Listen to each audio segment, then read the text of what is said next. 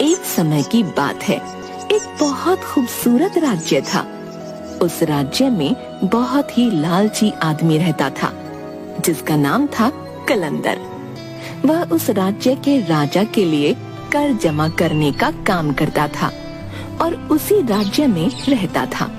उसका काम राजा के लिए कर जमा करना था। कलंदर जिस चीज को चाहता उसे पाने के लिए लोगों से कर लेने के नियमों को बदल देता और कर के नाम पर उनसे जो चाहता वह हासिल कर लेता। सभी लोग ध्यान से सुनो, राजा ने इस महीने से कर में बढ़ोतरी कर दी है। ये तो हर महीने का है, आप तो हर तरह की चीज पर कर बढ़ा देते हो। ये मेरा नहीं, राजा का आदेश है जिस पर हम सबको सहमत होना होगा। वैसे भी कौन सा ऐसा महीना गया है जो आप बिना कर लिए हुए यहाँ से निकले हो? कलंदर अपने मन में सोचता है, अगर कर नहीं लिया तो अपना घर कैसे भरूंगा? राजा के यहाँ नौकरी इसीलिए तो की थी। अब आप कर में क्या लोगे? जैसे उनकी बकरियां, बैल, फसल इत्यादि। धीरे धीरे कलंदर के लालच की आदत की बात पूरी जगह फैल गई। कलंदर के कारण सब लोग वहाँ पर रहने से डरते थे। उसके पड़ोसी गांव में राघव नाम का किसान रहता था। राघव का एक बेटा था, विशाल, जो बहुत ही चालाक और बुद्धिमान था। राघव का परिवार बड़ी गरीबी में जी रहा था, लेकिन राघव का सपना था कि उसका बेटा एक बहुत बड़ा आदमी बने। यही सोचते हुए वो घर से निकलकर अपने पड़ोस के चाय वाले के पास गया। वहाँ पर उसके दोस्त बैठे थे और चाय पी रहे थे। चाय की चुस्की लेते हुए उनके बीच कलंदर की बात शुरू हो गई। कलंदर के बारे में पता चला, उसने फिर कर बढ़ा दिया है। हाँ, जब देखो कुछ न कुछ ले जाता है कर के नाम पर। अरे यार, हम क्या कर सकते हैं जब राजा उसे पूरा सहयोग करता है। और उधर पास ही विशाल भी गुजर रहा था। उसने गांव वाले और अपने पिताजी की बात सुन ली थी, तो विशाल ने लालची कलंदर के बारे में सुना। उसने निश्चय कर लिया और बोला, मैं किसी न किसी तरह से इस लालची कलंदर को राजा से सजा जरूर दिलवाऊंगा। राजा को कलंदर के इस लालची स्वभाव के बारे में पता नहीं है, इसीलिए ये मुंह मांगे कर वसूल कर सबको सताता है। कलंदर एक बड़ा ही शातिर और चालाक आदमी था, इसलिए विशाल ने बहुत सोच समझकर एक योजना बनाई। अपने परिवार के सो के उठने से भी पहले वह अपने पिता के बगीचे में गया और वहाँ लगे एक छोटे से आम के पेड़ को खोज निकाल लिया।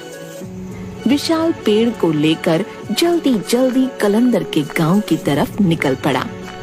उसे किसी भी तरह सुबह के समय ही अपनी योजना के अनुसार कलंदर के सामने पहुंचना था, वो भी तब जब वह लोगों से कर वसूल रहा हो। ठीक समय पर विशाल कलंदर के सामने पहुंच गया। उस समय कलंदर लोगों से कर वसूल कर रहा था। विशाल अपना परिचय देते हुए बोला, सरकार, मैं विशाल हूँ, अभी आया हूँ और मुझे ये पता नहीं है कि इस गांव में एक गरीब आदमी कितना कर देता है, क्योंकि मैं एक बहुत ही गरीब आदमी हूँ और मेरे पास देने के लिए कुछ भी पैसे नहीं है। कुछ ना कुछ तो तुम्हें देना ही होगा, तुम्हारे पास क्या है? विशाल ने अपने पेड़ की तरफ देखकर कहा, अब मेरे पास बस ये जादुई पेड़ है, इसके सिवा कुछ भी नहीं है। कलंदर ने हैरान होकर कहा, जादुई पेड़? जादुई पेड़ का नाम सुनकर कलंदर बड़ा खुश हुआ। आखिर इसमें क्या जादू है? विशाल ने चालाकी से हंसते हुए कहा, अरे मालिक, ये बहुत ही कमाल का पेड़ है। जो भी इसके पत्तों को छूता है वो कई घंटों के लिए लोगों को दिखाई नहीं देता। वो पूरी तरह से लोगों के सामने से गायब हो जाता है, पर वो सबको देख सकता है। लालची कलंदर को विशाल की बात पर भरोसा नहीं हुआ। क्या तुम मुझे ऐसा करके दिखा सकते हो जिससे मुझे यकीन हो जाए कि ये एक जादुई पेड़ है? क्यों नहीं, जरूर। विशाल ने सोचा, क्यों ना इसको थोड़ा बढ़ा चढ़ा कर बोला जाए, जिससे ये कलंदर बिना सोचे ही यकीन कर ले।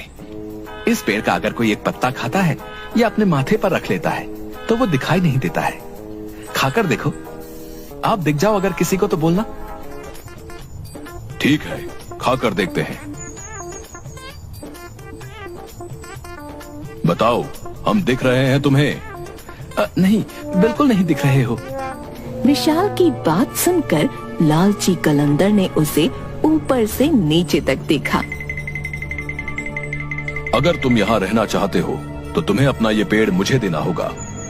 मैं तुम्हें इस गांव में बिना कुछ दिए नहीं रहने दूंगा। इससे पहले कि विशाल कुछ कहता, लालची कलंदर ने उसके हाथों से उसका पेड़ छीन लिया और दौड़ते हुए अपने घर चला गया। घर जाकर उसने पेड़ की एक पत्ती तोड़ी और उसे अपने माथे पर रख लिया। वहीं पास में उसकी पत्नी बैठकर खाना पका रही थी। उसने अपनी पत्नी से पूछा, सुनो, क्या तुम मुझे देख सकती हो? पत्नी को कलंदर की बात सुनकर बहुत गुस्सा आया और वह बोली, क्यों नहीं देख सकती क्या मैं तुमको? अंधी नजर आती हूँ। अब कलंदर बड़ा परेशान हो गया। वह भागते हुए दूसरे कमरे में गया और उसने पेड़ की दूसरी पत्ती तोड़कर फिर अपने माथे पर लगाई। फिर वापस रसोई घर में आकर बोला, अब क्या तुम मुझे देख सकती हो? अब तो उसकी पत्नी को बहुत ज्यादा गुस्सा आने लगा। वह जोर से बोली, तुम्हारा दिमाग तो ठीक है, आखिर तुम कहना क्या चाहते हो? क्यों मैं तुम्हें देख पाऊंगी? क्या तुम्हें लगता है कि मेरी आंखें खराब हो गई हैं? लालची कलंदर बड़ा ही परेशान हुआ। वह फिर कमरे में गया, फिर पेड़ की पत्ती तोड़ी, फिर उसे अपने माथे पर लगाया और फिर अपनी पत्नी के पास गया। फिर से दोहराया, क्या तुम मुझे अब देख सकती हो? पत्नी कलंदर के लगातार इस पागलपन से बड़ी परेशान हो गई थी। आखिर गुस्सा होकर उसने कहा, नहीं, मुझे तुम दिखाई नहीं पड़ रही, मैं तुम्हें नहीं देख सकती। लालची कलंदर तो जैसे यही सुनना चाहता था। वह खुशी से पागल हो गया। उसने सोचा कि वह गांव में जाकर इस पेड़ के जादू को परखेगा। वह चौराहे पर खड़े होकर पेड़ की पत्ती माथे पर लगाए विचित्र विचित्र प्रकार की हरकतें करने लगा, किंतु किसी गांव वाले ने कुछ भी नहीं कहा, क्योंकि वह उससे बात नहीं करना चाहते थे, क्योंकि उन्हें डर था कि कहीं वह उनसे कर न मांगने लगे। लेकिन गांव वालों के कुछ भी न कहने से लालची कलंदर ने समझा कि वह पेड़ सचमुच ही जादुई है।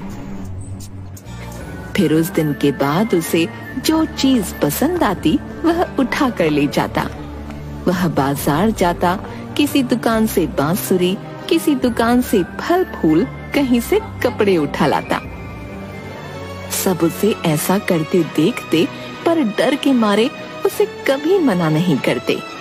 लेकिन वह लालची कलंदर यह समझता कि वह किसी को दिखाई नहीं देता, इसलिए कोई उसे कुछ नहीं कहता।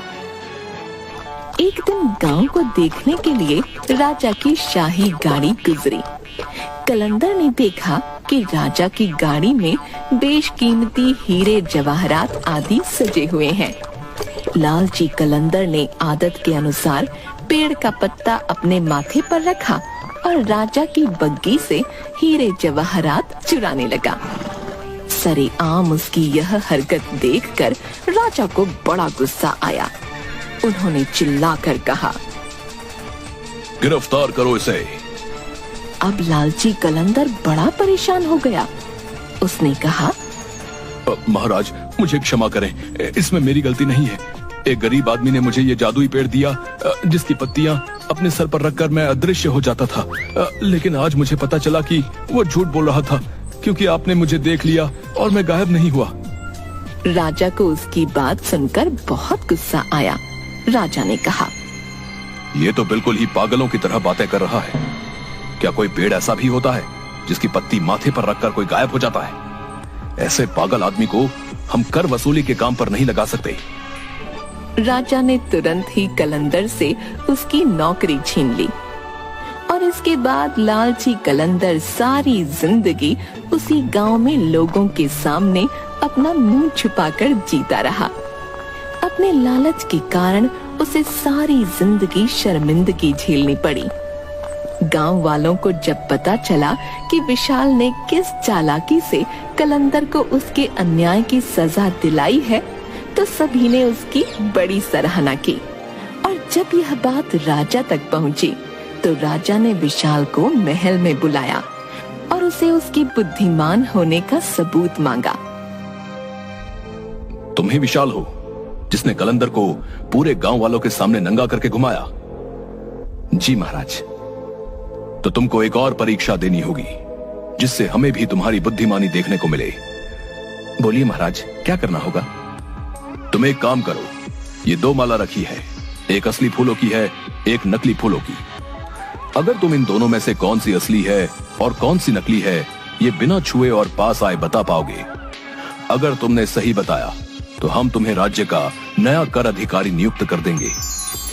विशाल माला देखकर दोनों मालाएं एक जैसी लग रही थीं और उसे लग ही नहीं रहा था कि दोनों एक जैसी कैसे हो सकती हैं। मगर असली पहचान के लिए उसने कुछ देर सोचा और कहा, आप अपनी खिड़की खुलवा दो। राजा सैनिकों को खिड़की खोलने को बोलते हैं। खिड़की खोल दो। बाहर एक मधुमक्खी फूलों के बगीचे में फूलों पर थी। वो सीधा उड़कर असली फूलों की माला पर आकर बैठ गई। महाराज, यही है असली फूलों की माला। राजा सोच में पड़ गया था। इसने तो माला को छुआ भी नहीं था। इसको कैसे पता चला कि ये माला असली है? उसने विशाल से पूछा। तुमको कैसे पता चला कि ये असली माला है? ये बहुत ही आसान था। कैसे? हमें भी समझा सकते हो? आपकी जो खिड़की है वो आपके बगीचे के बिल्कुल पास में है। आपके बगीचे में फूल लगे हैं और उन पर मधुमक्खियां मंडराती रहती हैं। उसी तरह जो असली फूल होता है उस पर मधुमक्खी बैठ जाती है। मैंने भी वही सोचकर आपको खिड़की खोलने को कहा। जिस तरह से मधुमक्खी बाहर से आ गई और असली माला पर आकर बैठ गई है। तुम तो सच में बहुत होशियार हो। मुझे ये देखकर अच्छा लगा। राजा ने विशाल की बुद्धिमानी देखकर विशाल को ही कर वसूली की नौकरी दे दी और विशाल न्यायपूर्वक गांव में कर वसूली का काम करते हुए आराम से जीवन बिताने लगा। लालच और अन्याय के कारण कलंदर को अपनी जिंदगी लोगों के ताने सुनकर शर्मिंदगी के साथ बितानी पड़ी।